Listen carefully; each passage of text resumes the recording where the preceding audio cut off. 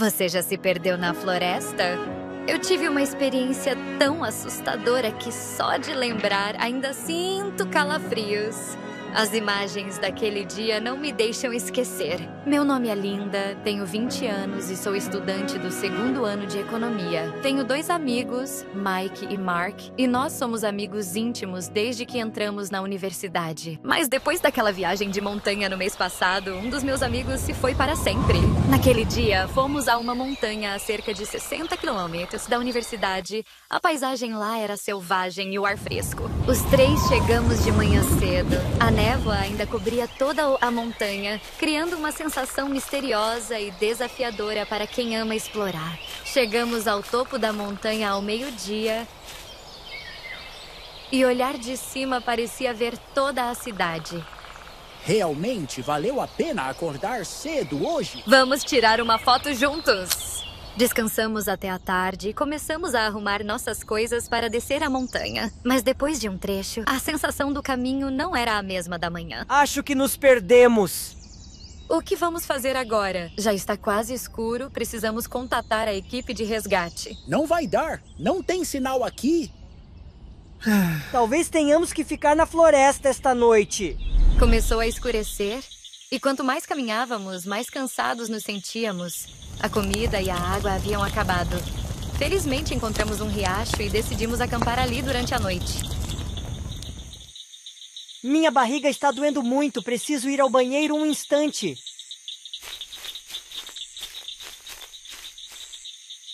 Depois de um longo tempo, Mark ainda não havia voltado, o que começou a nos deixar preocupados. Então fomos procurar Mark juntos. De repente, passos lentos e arrepiantes soaram à frente, como se alguém ou alguma coisa estivesse se aproximando.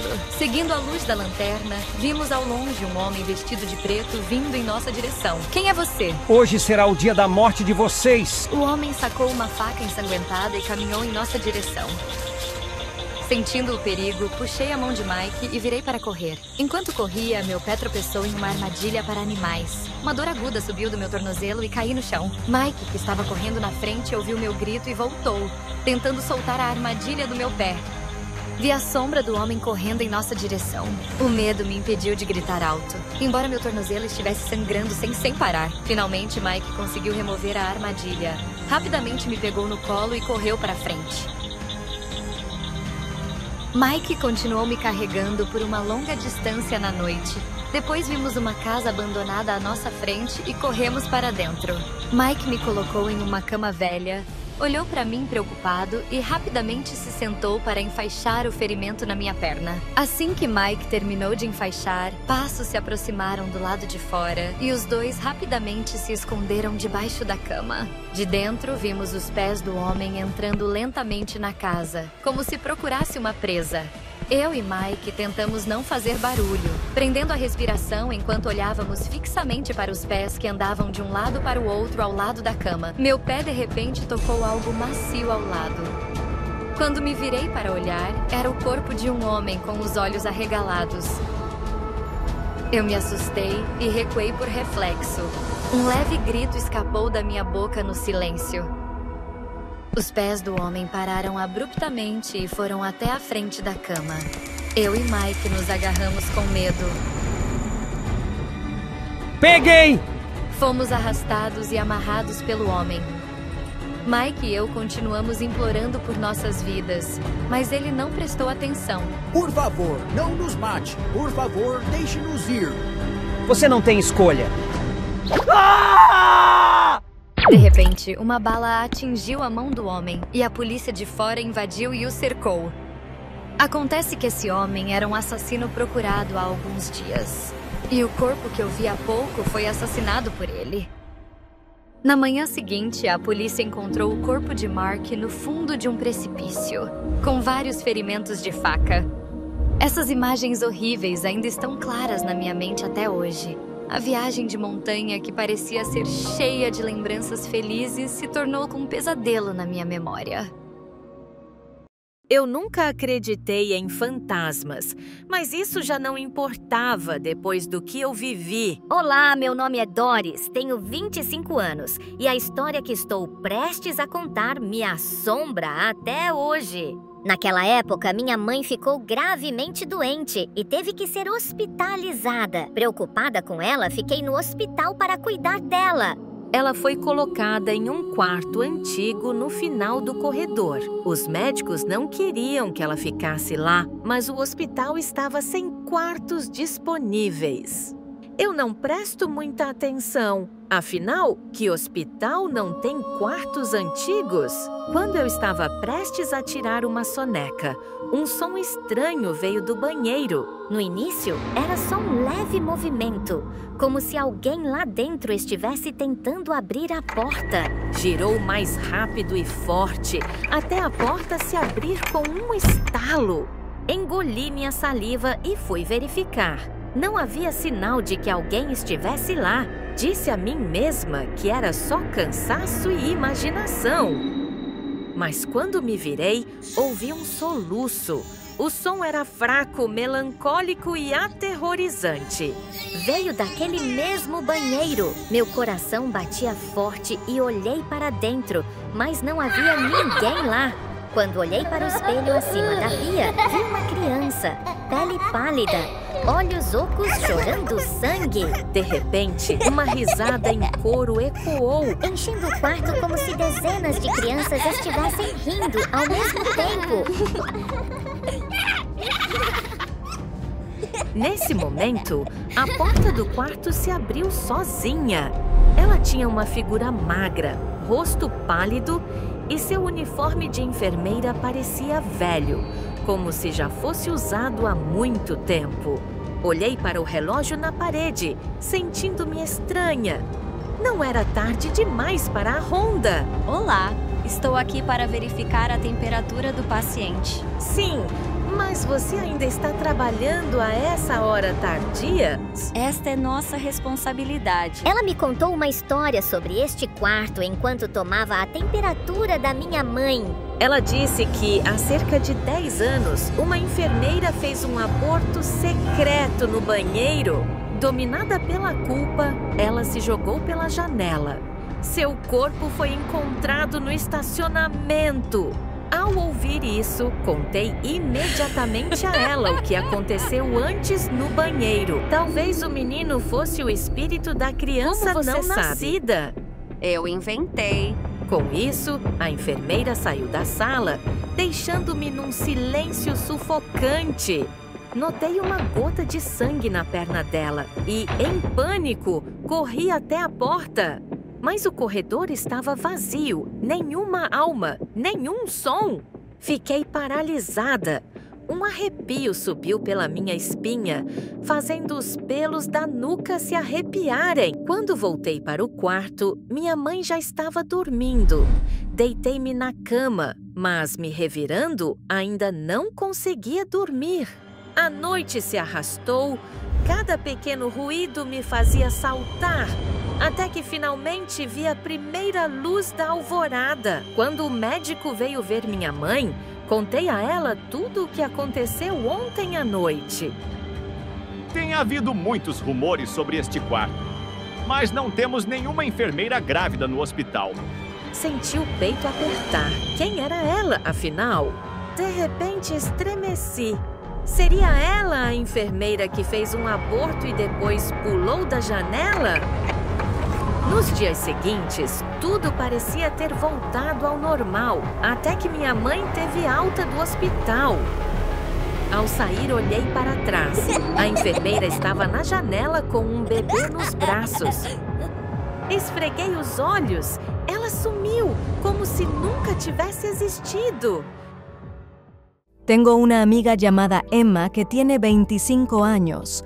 Tenía una hermosa relación con un chico llamado William, 3 años mayor que ella. Al principio, él la amaba al máximo, haciéndole creer que había encontrado la pareja perfecta, pero pronto su amor se volvió asfixiante y se convirtió en una pesadilla. William controlaba demasiado a Emma y no le permitía conocer amigos, ni siquiera novias cercanas. Cuando no pudo soportarlo más, decidió romper, pero William no la dejó ir fácilmente. Primero imploró, después ameazó. Un día secuestró Emma. Se despertó en una habitación extraña, con las manos y los pies fuertemente atados. William habló en voz baja. Hola, Emma, mi amor. La voz de William sonó suave, pero Emma sintió un escalofrío. Trató de moverse, pero las cuerdas le herían las muñecas. Emma gritó enojada.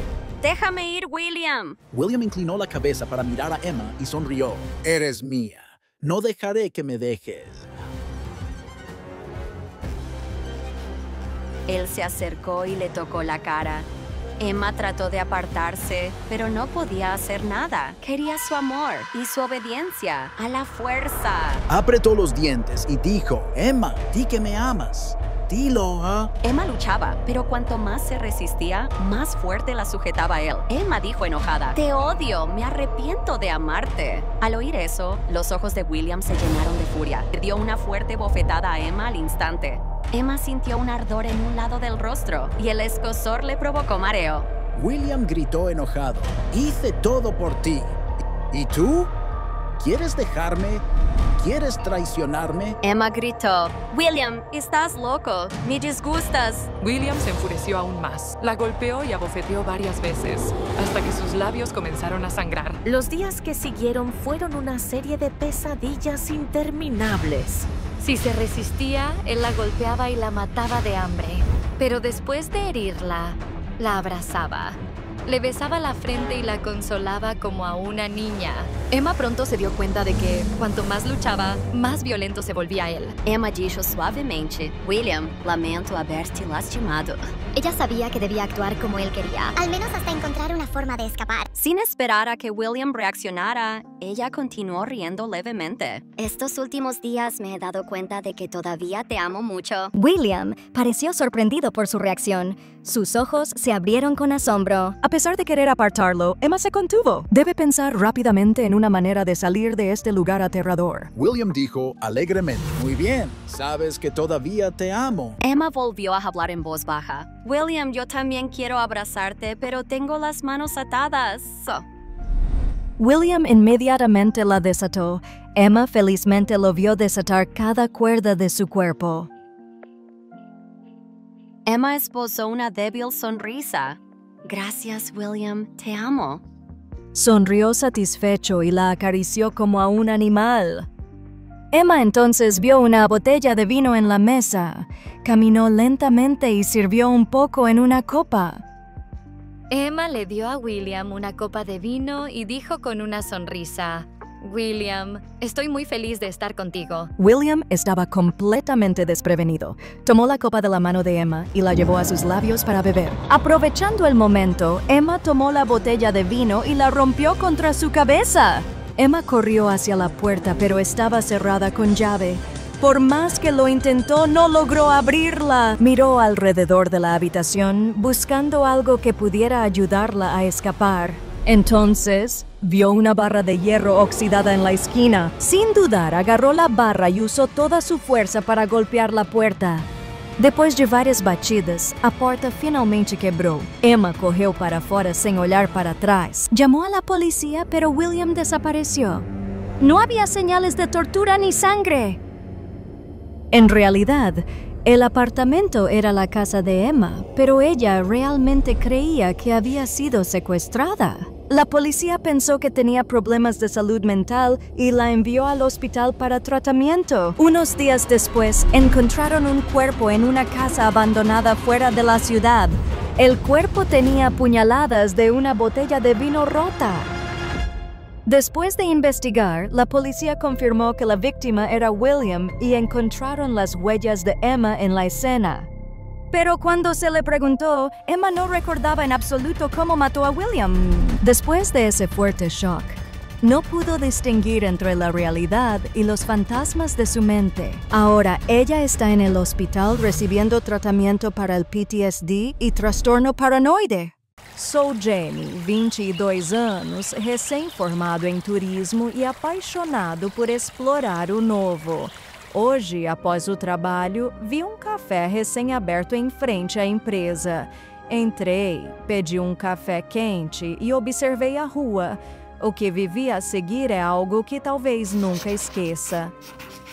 Minha família trabalha com medicina tradicional há gerações. Quando criança, eu acompanhava meu pai à montanha atrás de casa para colher ervas raras.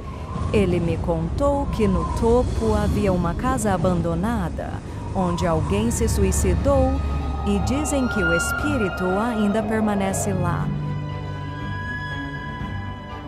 Num fim de semana, na minha terra natal, reencontrei Max, um amigo da escola, querido por todos. Enquanto conversávamos, ele mencionou a casa abandonada e contou que, recentemente, alguém viu a silhueta de uma mulher lá dentro. Não pode ser! Não acredito nisso! Muita gente aqui na aldeia diz a mesma coisa. Faz tempo que não vens cá, por isso não sabes. Então, que tal irmos lá esta noite para ver com os nossos próprios olhos? Aquele lugar é assustador demais. Não te preocupes, confia em mim! Depois de insistir, Max concordou em ir comigo. Seguimos por um trilho até a montanha e, após cerca de 1 hora de caminhada, chegamos à casa. Fiquei parado diante da velha casa de 2 andares, coberta de musgo e ervas daninhas. Quando ia entrar, Max, nervoso, me chamou. Acho que devíamos voltar, Jamie. Estou com muito medo. Levamos tanto tempo para chegar até aqui. Não podemos simplesmente desistir agora. Vamos entrar comigo. Eu e Max entramos na casa e observamos os móveis velhos e espalhados. Puxei o Max até a porta da frente e empurrei-a, entrando na casa. Max puxou meu braço e apontou para o retrato de uma mulher na parede, cujos olhos pareciam nos seguir. Para mim, era só uma foto antiga. Jam, estás a ouvir isso? Parece que ouvi passos no 2º andar. Subimos ao 2º andar. Os passos ficavam mais nítidos, vindos do último quarto no fim do corredor. Aproximei-me lentamente da porta e, ao chegar, os passos cessaram. Tentei abri-la, mas parecia trancada por dentro. Está alguém aí? Só ouvi o vento vindo da floresta. De repente, a porta rangeu e abriu-se lentamente. Max e eu olhamos e eu comecei a sentir ansiedade, lembrando-me das histórias sobre a casa. Algo me fez aproximar-me e, quando levantei a mão, um vento forte abriu a porta de vez. Vi o Max desmaiado no meio do corredor. Corri até ele, tentando acordá-lo. Max, o que aconteceu? Acorda, por favor! De repente, a porta rangeu e abriu-se lentamente. Max e eu olhamos e eu comecei a sentir ansiedade, lembrando-me das histórias sobre a casa. Algo me fez aproximar-me e, quando levantei a mão, um vento forte abriu a porta de vez. Vocês não deveriam estar aqui. Esta é minha casa. A voz da mulher ecoou, cheia de raiva. A voz da mulher rugiu. A casa parecia envolta numa atmosfera gelada e ouvia-se o vento assustado uivando lá fora. Ela aproximou-se lentamente, com o rosto pálido e olhar furioso. Max, acorda! Precisamos sair daqui! No meio do pânico, peguei no Max, coloquei-o nas costas e corri para fora da casa sem olhar para trás. Minhas pernas estavam exaustas, mas o medo me fazia continuar até avistar as luzes da aldeia ao longe. Mesmo depois de 2 semanas, o medo daquela noite ainda persiste. A história da casa e da mulher será a lembrança mais aterrorizante da minha vida. Meu conselho: nunca se arrisquem em casas abandonadas, pois nunca sabem o que podem encontrar lá